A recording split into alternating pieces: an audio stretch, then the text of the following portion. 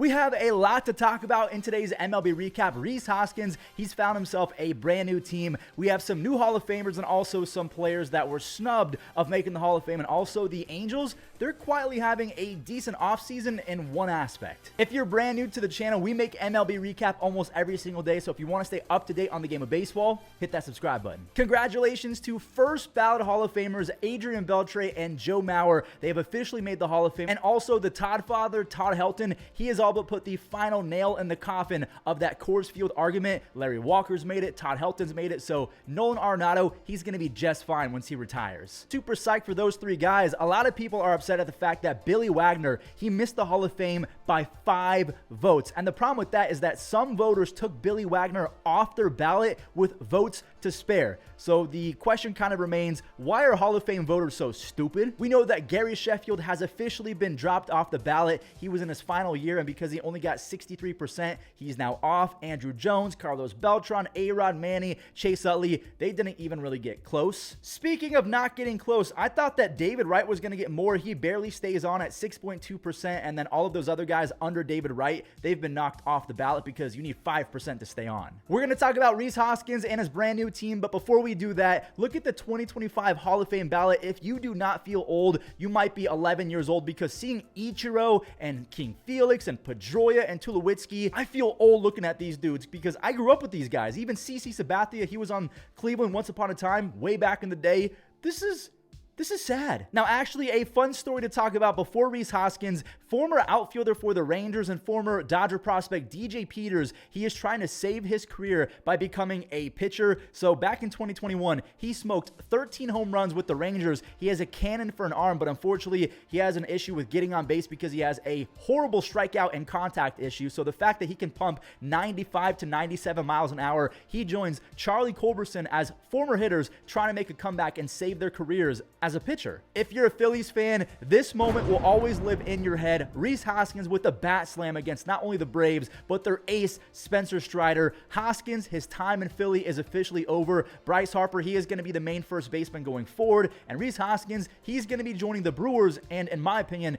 he got a lot of money, $34 million for 2 years after not really playing all that often the last few years due to injury. That's a ton, and it makes sense because he's a client of Scott Boras, who is holding up the market right now. I will give Rhys Hoskins some credit. The last time we saw him in 2022, he was much improved defensively, and also he smoked 33 doubles in the same season that he had 30 home runs and a 123 OPS plus. If you guys did not know, Rhys Hoskins has a career 353 on base percentage and a 125 OPS plus. Rhys is without a doubt one of the best power hitters in the game, and he takes his walks as well. Christian Yelich had a bounce back 2023. William Contreras made insane strides. They're getting a healthy Garrett Mitchell back in the lineup for 2024, and now you factor in Rhys Hoskins. I know that they lost Brandon Woodruff, but the Brewers, they're still going to be really good going into 2024 if they don't trade Corbin Burns and Willy Adames and completely tank on the season. Now, one more player I do want to mention, Christian Arroyo, who did not have the best 2023, but he just signed a minor league deal with the Brewers, and from 2021 to 2022 with the Red Sox, over 144 games,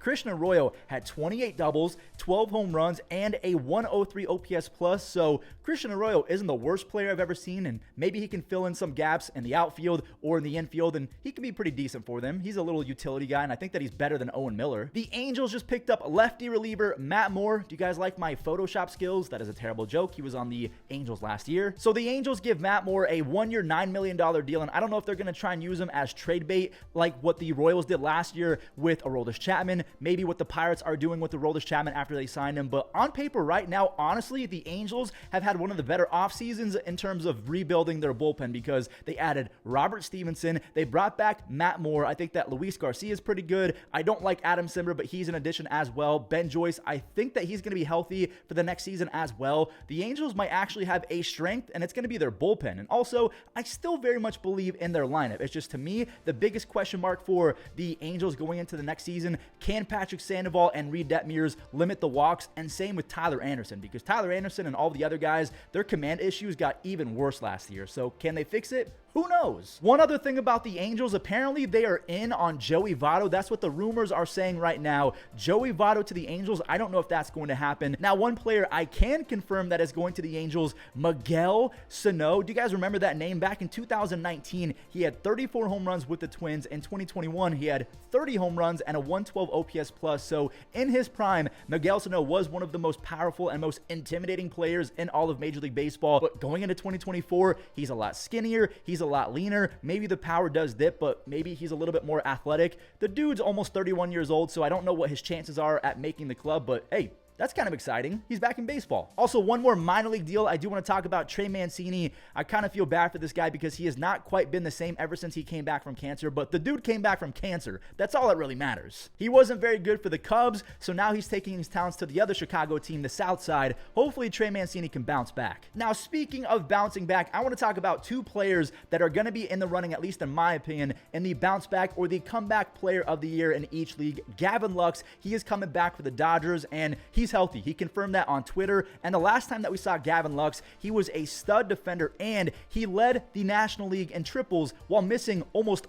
40 games. He had 7 triples and a 350 on base percentage back in 2022. We know what happened in the spring training of 2023. That was devastating. Gavin Lux should be ready by opening day, and if not, should be ready by the second month of the season. And also, Casey Mize, I'm not sure if he's going to be on the opening day roster, but the last time that we saw Casey Mize, he had a 3.7 ERA in 150 innings for the 2021 Detroit Tigers. He pitched in 2022, 2 starts. He was very bad, and that was because he had an arm injury. He underwent Tommy John, and he should be ready to go for 2024. I'm thinking that the Tigers could shock some people. The fact that Riley Green is him, Spencer Torkelson broke out in the second half. Tarek Skubal is one of the most underrated pitchers in baseball, and if Casey Mize and Matt Manning can continue to break out, I really like Rhys Olsen.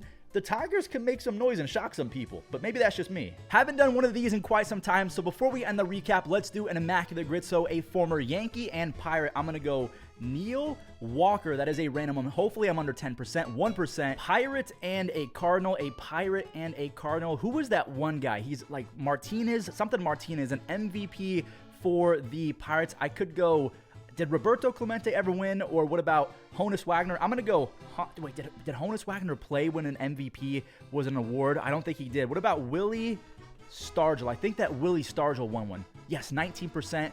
The Yankees and the A's. I don't think that Jorge Mateo ever played for the Yankees, but I know that Sonny Gray was in that trade, so I'm going to go Sonny Gray as both of these guys. We go the Cardinals and the A's. Cardinals and the A's. I'm trying to think of someone, but no one's coming to my head right now. An MVP for the A's, I'm going to go Jose Canseco. I'm pretty sure he won in that 40-40 season. A Rookie of the Year for the Yankees, I'm going to go Aaron Judge. I know that he won in 2017. We have a Cardinal Rookie of the Year. Pujols won Rookie of the Year, right, back in the day. Yeah, 78%, my goodness. An MVP and Rookie of the Year. Did Ichiro do that? I can't remember if Ichiro or Pedroia did that. I'm going to go... No, did Ichiro... I can't remember if Ichiro did that, or was it Pedroia? The Cardinals and the Pirates, I'm thinking of someone like Oscar Mercado, some other outfielders that... Wait, what about, didn't Corey Dickerson play for both of these teams? Please don't be wrong. I'm pretty sure he did. Yes, he did. The Cardinals and the A's. I'm thinking of random people like... I don't think Chris Carter ever played for the Cardinals.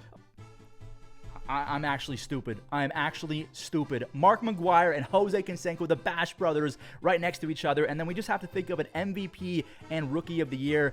Trout did not do that because he got beat out by Miguel Cabrera. I think that Pedroia did that, but I think he won Rookie of the Year and then MVP.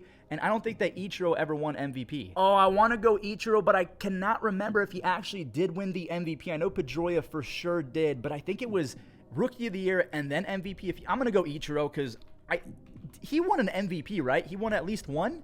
Yeah, he did. What am I talking about? So that's going to do it for today's MLB recap. Let me know what you make of today's video. What do you make of Beltré and Mauer being first ballot Hall of Famers? The Todd father getting in? What about some other players that got snubbed? What do you make of Hoskins being with the Brewers and maybe the Angels going after Joey Votto? Let me know in the comments.